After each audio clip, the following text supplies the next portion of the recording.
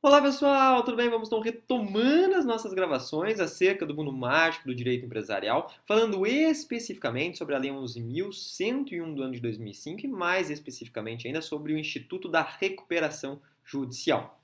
No bloco passado, nós começamos o nosso estudo pontuando as distinções entre o Instituto da Concordata e da Recuperação Judicial, né? Uma aí do ano de 45, a outra do ano de 2005. Uma instituída por um decreto-lei esse 7661, e a outra instituída pela Lei 11.101 do ano de 2005. Três diferenças, três distinções que nós já pontuamos, que nós já desenhamos no bloco passado. Ou seja, primeiro era somente crédito quirografário, depois passamos aí para o momento da possibilidade de ser atendido na recuperação judicial inúmeras outras formas de crédito. Houve uma ampliação, como crédito trabalhista, né? No Instituto da Concordata havia tão somente a ideia do parcelamento ou da remissão. Hoje, na recuperação judicial, nós temos vários outros mecanismos, né, que podem ser empregados justamente para que nós tenhamos aqui, né, obviamente, essa ideia do turnaround, da volta por cima. E derradeiramente, a última distinção é que a gente não pode esquecer que na época da concordata o credor não participava. Era uma análise objetiva, cumpria os requisitos, havia concessão desse favor legal.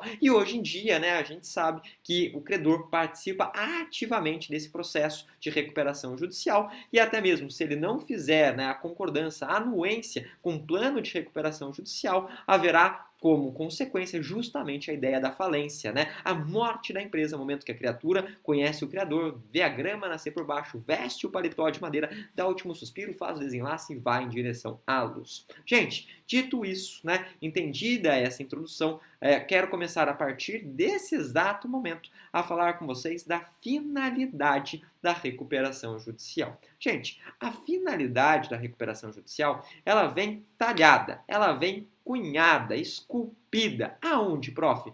No artigo de número 47 da lei. Então, o artigo de número 47 da lei, ela vai nos trazer a proposta da recuperação judicial. Gente, não precisa, para ser bem sincero, ler o artigo 47. A ideia da recuperação judicial, ela é bastante clara, né? Ela é bastante transparente. Qual que é a ideia da recuperação judicial? Gente, a ideia da recuperação é o quê? Fazer com que uma empresa, né, mantenha a sua atividade sendo exercida. Então, que aquela empresa continue a fazer o quê? Continue, obviamente, na produção dos seus serviços e na circulação de mercadorias, né? Ou seja, continue fazendo aquela finalidade para a qual ela foi criada em seu ato constitutivo. É essa, então, a ideia.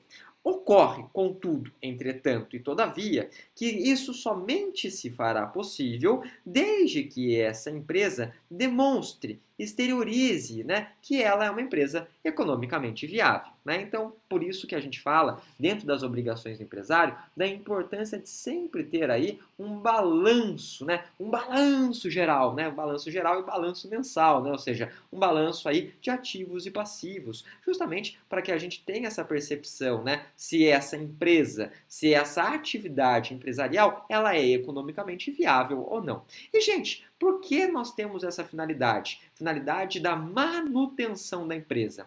Gente, nós temos a finalidade da manutenção da empresa por três razões. Três razões, exatamente. Eu vou falar aqui com vocês e depois a gente vai para o nosso quadro, né? Para que a gente possa, então, visualizar essa parte da matéria, tudo bem? Gente, nós temos três razões. E por que três? Né? Sempre lembrando, porque três é mágico, né? O átomo é composto por elétrons, prótons e nêutrons, não é isso? A gente não pode esquecer que é passado, presente e futuro. A gente não pode esquecer que o estado da água é sólido, líquido, gasoso. Então, qual é a razão, né? Qual é, então, em outros dizeres, a ideação da manutenção aqui da empresa? Gente, a manutenção da empresa ela é importante por três fatores. Primeiro, né, a gente sabe que a empresa, ela existindo, ela faz o quê? Ela vai manter necessariamente a questão do número de empregados. Então, nós teremos aí várias pessoas empregadas. Então, a empresa existindo, a empresa continua gerando aí empregos, né? Então, empregos. Show de bola.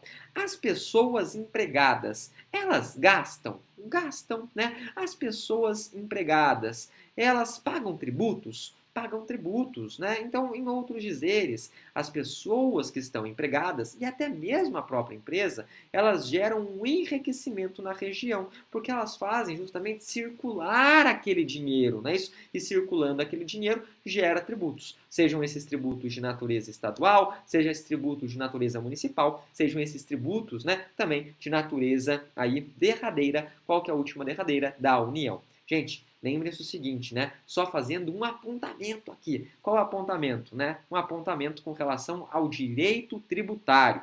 Quando a gente fala em direito tributário, a gente não pode se esquecer da competência tributária. Competência tributária é a competência para criar e instituir tributos. Essa competência positiva, tudo bem? Que é justamente a aptidão de criar e, obviamente, também instituir tributos, ela muitas vezes pode ser vista de forma privativa, né? Como que a gente vê privativa? Tudo bem? É justamente essa ideia. Tributos que são somente do Estado, tributos que são somente do município e tributos que são derradeiramente, né, aqui da União. Decorem somente os dois primeiros, né? Quais são os dois primeiros? Estado e município.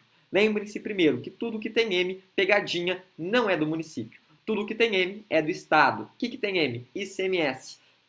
Imposto para circulação, né, de mercadorias e serviços. O que mais? ITCMD, Imposto de Transmissão, Causa Mortes e Doação. Esses dois tributos têm natureza, né? Tem natureza o quê? Estadual. Olha que interessante. Mas são somente esses dois? Dois é mágico? Dois não é mágico, né? Precisamos de mais um para ser mágico, para ser holístico, para ser Harry, Rony e Hermione. Então a gente pensa, nós temos mais veículos automotores ou temos mais propriedades? Gente, a gente tem mais carro. Muitas vezes uma casa tem 2, 3, 4 carros, não é isso? Então, não por outra razão, IPVA vai para os estados, não é isso? IPVA, olha que legal. Imposto que recai sobre a propriedade de veículos automotores. Sabendo esses três de forma estadual, nós temos os três municipais. IPVA é estadual? É. Então, IPTU é municipal. ICMS é estadual? ICMS é estadual. ISS, né? Ou seja, os que recai sobre serviços, é o que? Ele é municipal. E ITCMD é estadual, ITBI ele é municipal. 3 e 3. Pronto, sabemos os impostos, né? Ou seja, os impostos privativos dos estados e dos municípios. E da União? A União, ela é subsidiária, a União, ela é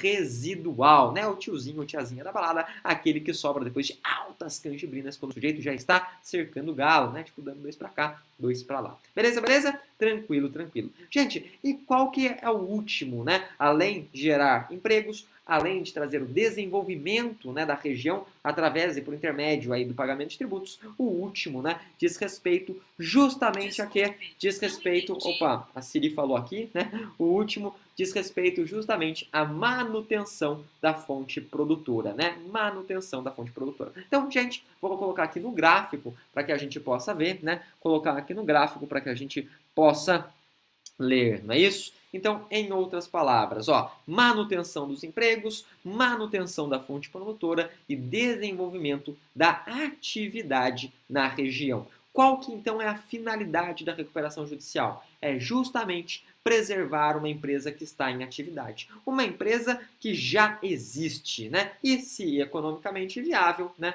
Para o exercício da atividade empresarial. Isso é importante. Essa empresa tem que demonstrar que ela é economicamente viável. Gente, dito isso, na nossa próxima aula, no nosso próximo bloco, eu quero falar com vocês dos requisitos para a existência de uma recuperação judicial, né? A gente sabe que alguns requisitos devem ser valorados, alguns requisitos devem ser observados.